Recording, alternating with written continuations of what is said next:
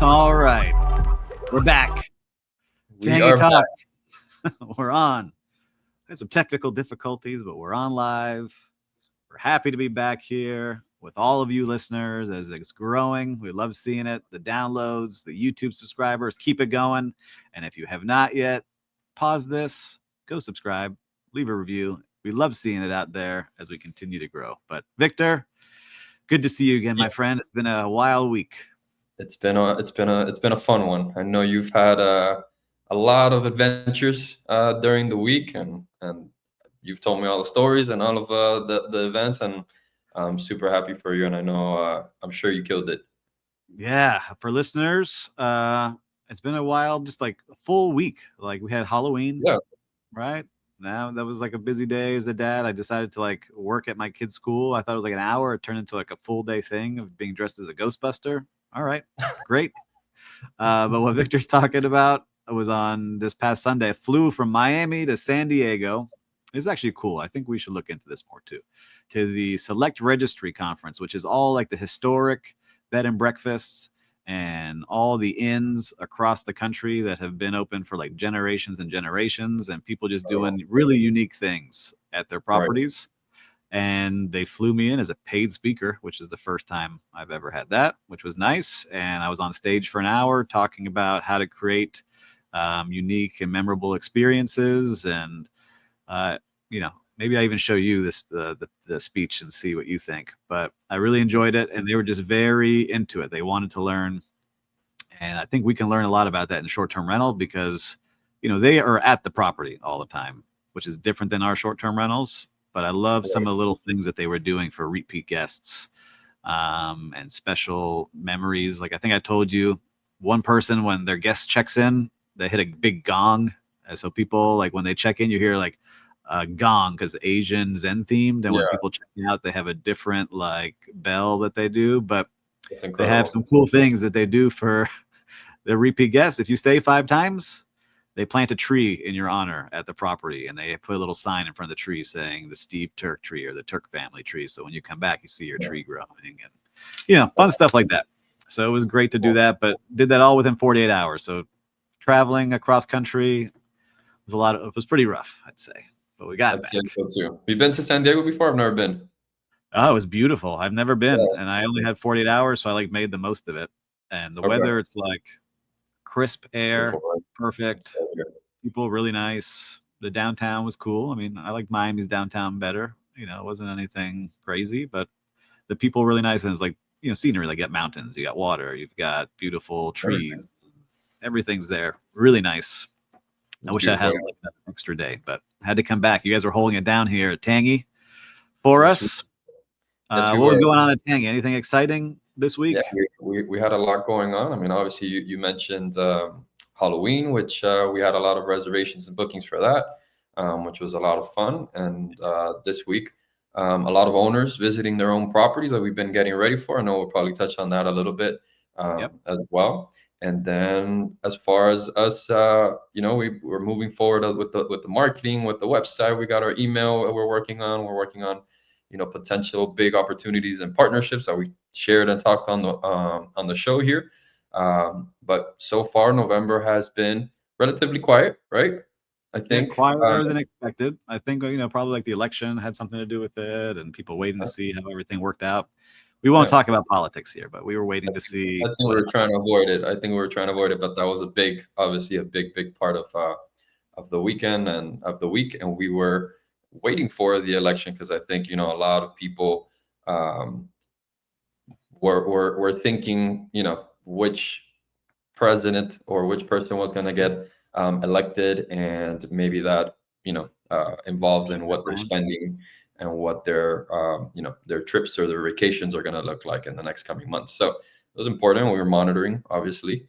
So it's been an interesting week. Definitely a different one. Yeah, it's been interesting, and I'm excited. I think we get the our first own property that you purchased right on this weekend. Is that correct? That is correct. That is correct. Yeah, we got the photos. We're putting them up on all of the booking channels, and we're gonna do a nice little presentation when it's ready, so we could promote it and hopefully have as many people as possible stay there and enjoy the space. We put in a lot of work So Yep. hopefully people enjoy it. So that's our first own. So we control the property, we control the service, everything is within. So we'll talk about that when we don't control the property and how we try to give good service later on. But today we've got a lot going on. Airbnb just did their earnings call for the third quarter. So it was interesting to hear Brian Chesky talk about a lot of things. We're going to talk about the top 10 destinations to visit in December. And I think you'll recognize one of the places that got named. And then we'll talk about owners and how to work with owners and make sure if you're building a brand, you can make sure that stays consistent throughout those properties. Exactly. But a lot to cover. You ready to start? Let's do it. Let's do it. All right. So let me jump in here. So the earnings call, Brian Chesky, who is the founder of Airbnb. And look, we're fans of Airbnb on a lot of things. They deliver a big chunk of our business. And he started to mention a bunch of things that, we're not going to go into how much they made and all these things, but one of the things that really stood out that they've been pushing that they launched in October was their co-hosting Yeah. service. And so co-hosting, do you want to explain what co-hosting is, Victor, to people?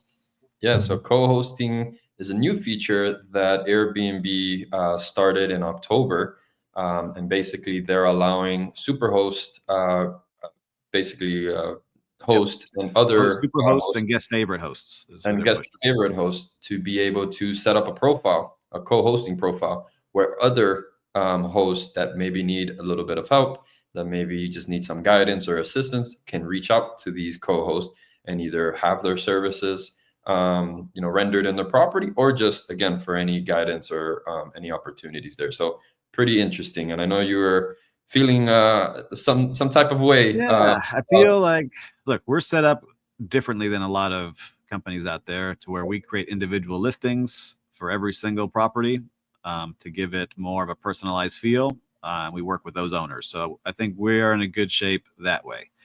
But over 20,000 people applied to be co-hosts, right? Yeah, So automatically those become, whether we like it or not, direct competitors to Tangy and to any other third-party management company out there, because those would have been homes that we would have got the phone call for to right. help with are now being promoted to these 20,000 people. And there's even a page now, like I went on it this morning on Mhm. Airbnb that I share with you, that they're pushing co-hosting. Like, oh, having trouble setting up your account, work with a super host, right? They'll help you walk through it. And so they have Right, that set up now. The thing I didn't love is that Brian Chesky said, co-hosts actually get higher scores than third-party partners. And that might be the case for like the people that don't do a great job, but we're right, super hosts in almost every single one of our homes. And I think that kind of puts like a negative light on property managers because he wants to keep things inside of co-hosting right, within his ecosystem, right? He doesn't want the VRBO to have access to the property and booking.com and Hopper and Whimstay and all the places that we connect to because it gives more eyes on the property. He wants those eyes to stay within Airbnb because you can only co-host within Airbnb. And we have ways to connect it to where we can still get you out to everything if yeah. you want. But that's where I kind of was bothered, right? I was like, oh, third parties, like you're not as good as the actual co-host. How does it make you feel when you hear that? That's incredible. Yeah, I mean, I shared a story with you, back in 2016, our first Airbnb conference that we went to, back when Airbnb was still a little baby, and immediately, the first impression when I got there is the person or the representative from Airbnb that was there when I introduced ourselves. She, specifically said that they don't have any plans yet for management companies, that they want Airbnb tailored more to the personal experience and don't necessarily have plans for management companies like ours. So that was interesting to see that, from 2016 when we had that conversation to now, not a lot has changed really. But to touch on what you've kind of mentioned, Airbnb is the only platform where we do personalized listings with the owners, personal contact in there to, again, create that personal experience that Airbnb caters to, which is completely understandable, and we're trying to uphold. I understand when there's a large management companies with thousands of units in their profile, where that can, lose its personalized touch. But like you mentioned, us as management companies, this is specifically all we do. Maybe other co-hosts aren't doing this, full day in and out. maybe they have other, means of income and other businesses and stuff like that, and that could maybe hurt the hosting. But for us, this is all we do. This is what we focus on. We have a team specifically just catered to hosting, and it just yeah, it surprises me that that's his kind of point of view. So Yeah. we'll And what it we'll keep showed me on. is like we need to be more, we say vertically integrated, where we own the property or we control the property, we list it, we do everything in one place because it's getting Right. harder and harder to do this the right way. And, maybe we start teaching some of these co-hosts how to be a great co-host because we've seen it. Like one of our properties, the one, I won't mention the name, but one of the ones in Naples that we used to work with is no longer listed. I was looking at it this morning. So Incredible. I didn't interesting know to that. see. Yeah, I looked at it this morning, couldn't find it Yeah, anywhere. we'll Went to find their it. Instagram, couldn't find the link, didn't go anywhere. So just interesting to see because sometimes you think going with a co-host that is charging you very little is the way to Right. go, but then you realize, Hmm. like they are not true hospitality professionals, or they're Yeah, not built for this because it's a different machine when you really start to connect to multiple properties versus being a super host in a studio that's in your backyard. I agree. I agree. I mean, I think, and we've have several owners, that they'll work with us, they'll learn a little bit, of what we do and our ins and outs. And they're like, okay, I think I've learned enough. You guys do a great job. I think I could do it myself and save us, the cost. But they'll quickly realize, that they can't just survive off of Airbnb.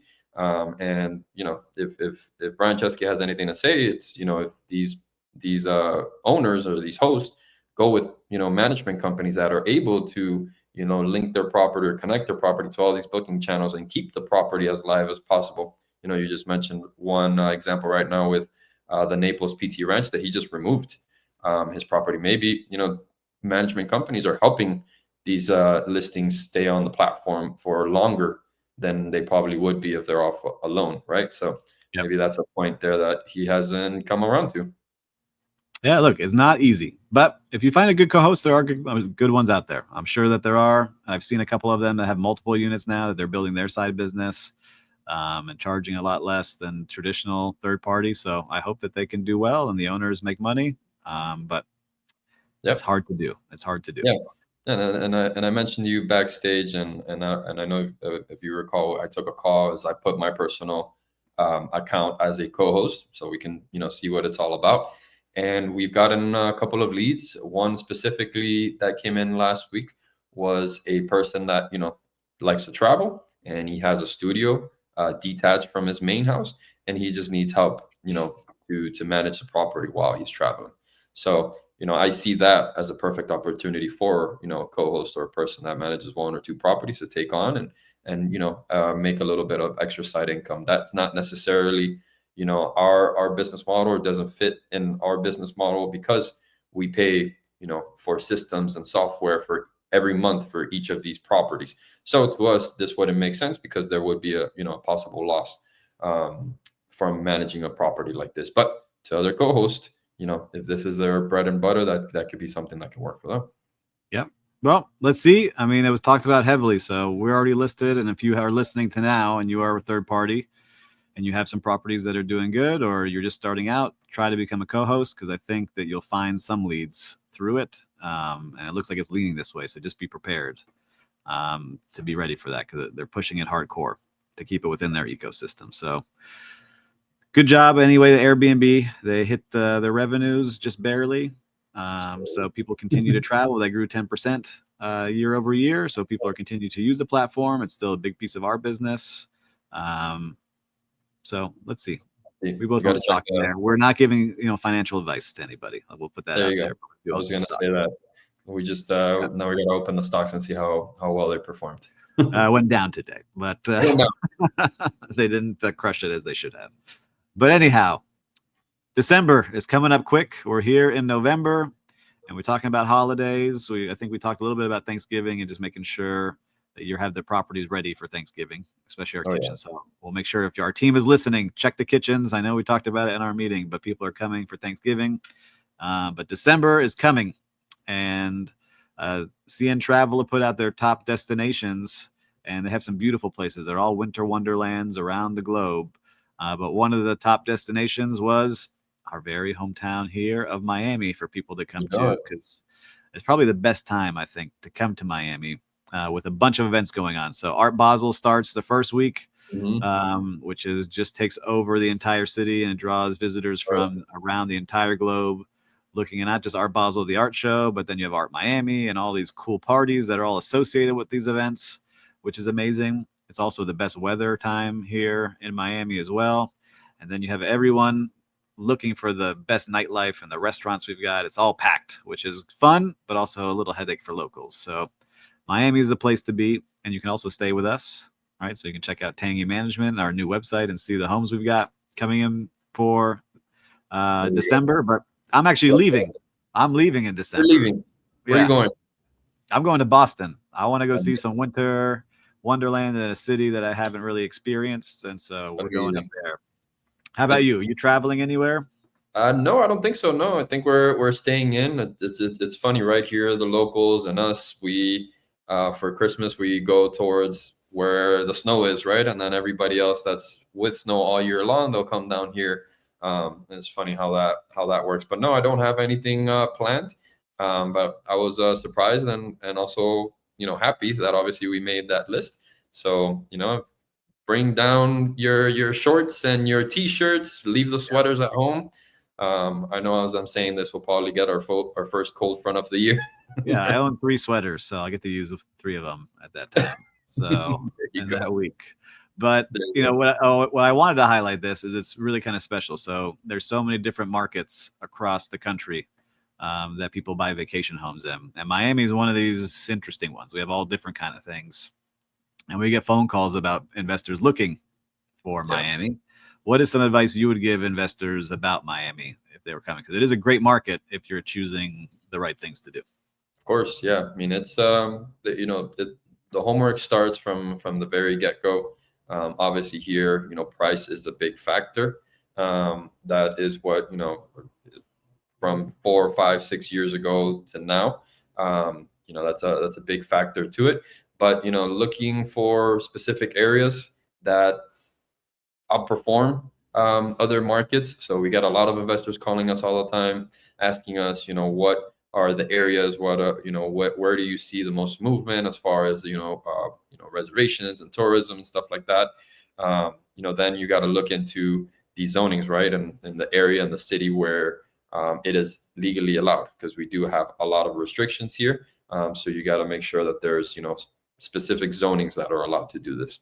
And then really just look at the overall market and find reports and find analysis. Call companies like ours, management companies, before you do an investment like this, because it is it is expensive city, and there is, like we've talked about on the show before, about 60 something thousand units going up, one bedrooms, one bathroom. So we always tell our investors, try to set yourself off off of the pack, and make yourself unique and special. So if you are looking for those properties, make sure you have something charming, something unique, something that can offer different from other competitors in the area. Yeah, it was interesting, right? Because I like that you talked about this because the units you just mentioned, like in the core of downtown, right? We had one under contract Right. that ended up having to go into a hotel condo pool, but I started looking at their rates and they're in the hundreds, right? They're not even really breaking 200 on a lot of Mhm. nights. And so these people were promised that they were going to make 400 a night, 500 a night, and they're not close to that. So you have to really work with somebody that knows the market and can tell you the real rates, because those people now, unfortunately, I feel bad, are underwater because they can't cover their mortgage and association fees with the rates that are coming in. Now, I Right. tell people I was on the plane coming back from San Diego and they just want to use it as like a vacation home and make a little bit of money. I was like, oh, Right. that's the perfect place to be. But if you're Oh, expecting it to cover and produce extra money on top, you got to be really smart on the units that you're getting because you're absolutely. competing with hotels. So we always tell people at least a 2 bedroom, but now hotels are getting smart. I was walking one yesterday. I think I can mention I was watching the Hyatt Andaz on Miami Beach yesterday, and they cut out a lot of their smaller rooms and are making them Mm. bigger rooms to where they have a lot more Okay. suites. And so they're split up into 2 rooms, right? So you have like your living room and your bedroom. So Right. they're adjusting to that. And Incredible. extended stay is now the hottest trend in travel building. So like the extended stay market where you have a little kitchenette and a living room and a bedroom, right? So all these one bedrooms, hotels see it and they're like, all right, game on. We're going to get ours going. And we have the points engine behind it with Marriott and Hyatt and Hilton. And we're going to push that. So There you think go. about that. You need larger spaces, pools if you can, things that are unique that we're working on right now. So that's It's what people are incredible. pushing for.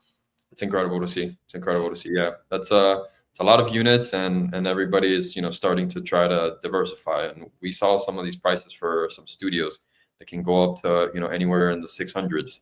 So that's that to me, is a really really big price tag on something that is probably not going to to break even. So for those that are, like you mentioned, that are just looking to have a vacation home where they can have their family, or they do business here, or they regularly visit here to South Florida, it's a perfect opportunity to find something inexpensive, as far as a condo, and still be in the city and still be in the life and enjoy it yourself, and then make a little bit of extra income on the side. So that's perfect for those investors. But yeah, it's getting a tougher market, and as we see, and we specialize in single family homes, that's becoming more and more looked out after. So those homes, and those people who have homes, um, there's an interesting and a possible improvement for you as a homeowner.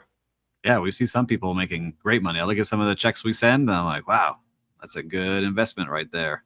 But 100%. especially to make sure you're buying legally zoned, getting into a good area. But you can see Miami, this is the month. And so I love seeing that we're getting promoted for December and January and February, March. So hopefully we'll see that in the returns, and travel continues to boom here in our hometown. That's our first 4 strong months. November, like we mentioned, hasn't been as kind of at the level that we imagined, but the month just began, and we know Airbnb and short-term rentals are predominantly strong in last-minute reservations, as we see Yeah, we daily. see a lot. So a lot of And cancellations this week too, with people getting sick. So hopefully there's no flu season going around right I hope so too. I hope so now. too.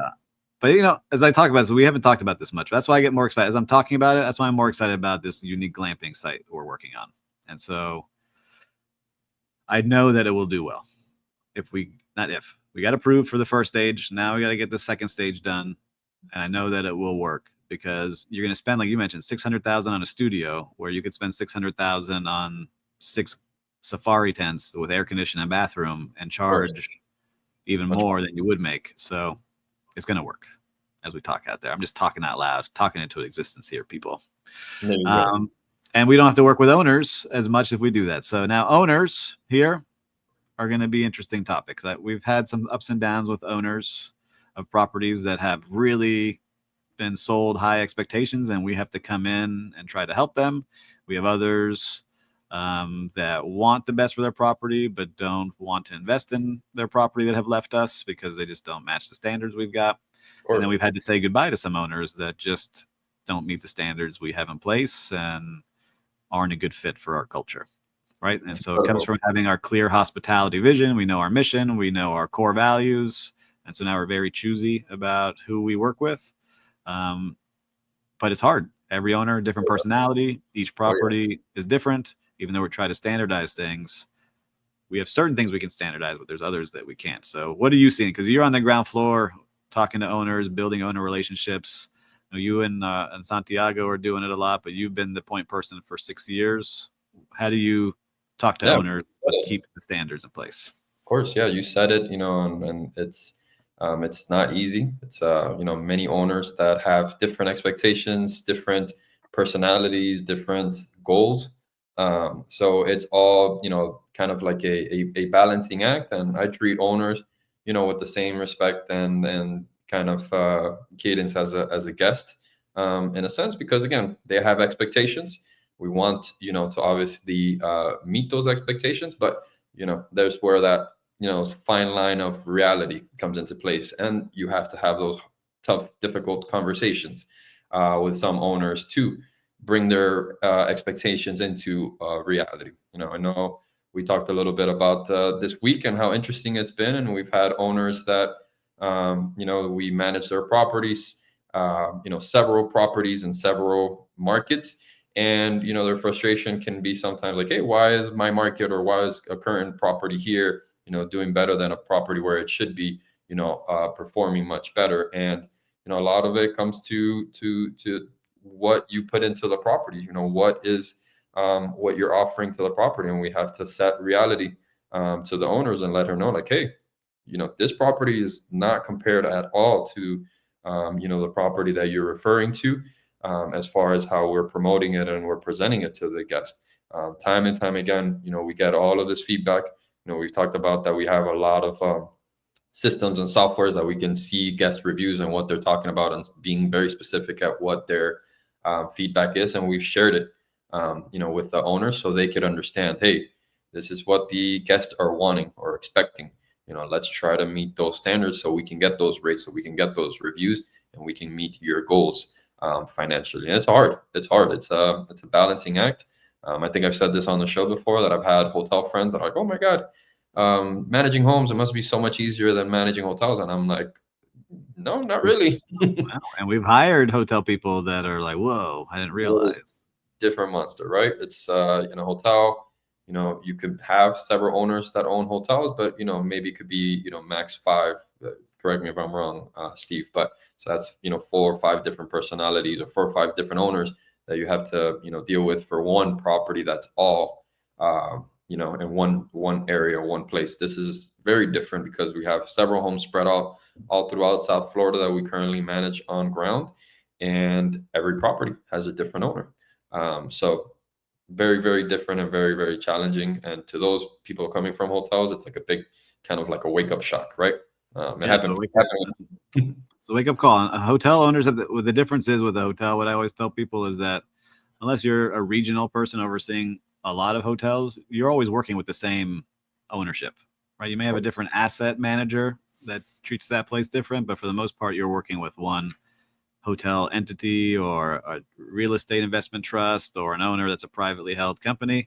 Here, you have a lot of, it's basically all different small business owners, if you really look at it this way. And so some of them that you may meet think that they're going to hit certain numbers, and you have to educate them on that. Then there's others that are just want help, and you got to explain to them and teach them. And there's others that are very hands-on, and we've had people show up to the property to yell at guests. Like, don't do that. And then we have others that just say, hey, send me the check every month, right? So you have all different kinds of people out there. You just have to be mentally ready as you're doing this. And that goes back to the co-hosting too. If you're co-hosting with somebody that you don't know, you're doing business with somebody that's the owner of that place. And so you just have to make sure that you can make sure their expectations meet reality. Because if not, that's where things get off the rails pretty quickly, is what we've seen. Yeah. And I know we've sat down and we've had the conversation as to what is, the perfect owner for us, and what, who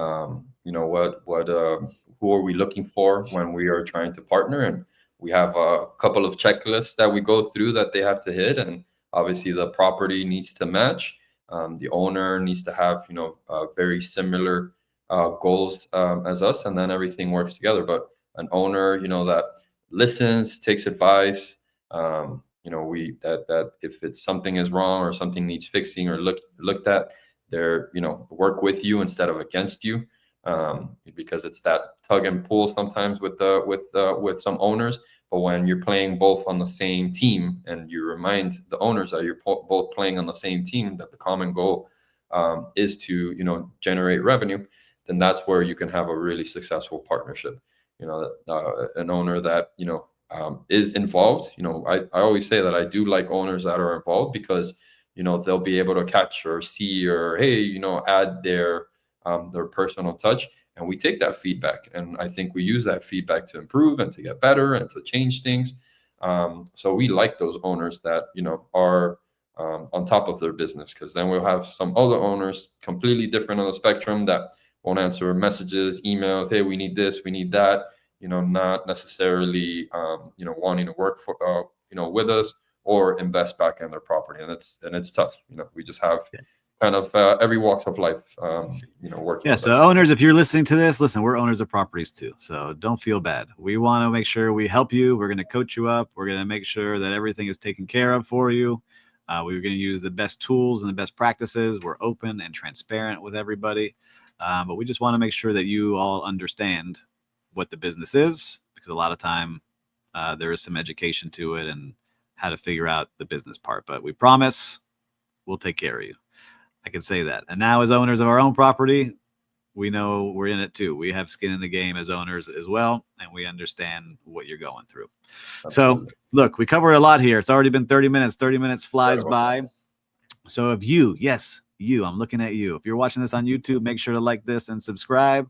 If you're listening to this in your car or on your walk, make sure to leave us 5 stars there on any streaming platform. It's a big help. And most important, if this is some value to you and you think that it could be shared with somebody, hey, share it with them. You never know. They're going to put a smile on their face because you're thinking about them and how to improve their business. So we appreciate you all listening. But until next week, make sure to keep exploring, keep traveling, and have a great day. We got to work on our tagline here, Victor. I want like a sign off, like keep it classy, San Diego. Keep it classy, San Diego. Some Anchorman for you. There you go. I love it. Yeah, but we enjoyed always being with you. Hopefully, I think we should start doing some live shows with everybody pretty soon, answering their questions live. We've got this down on the recording. So have a great day, everybody. We will see you next week.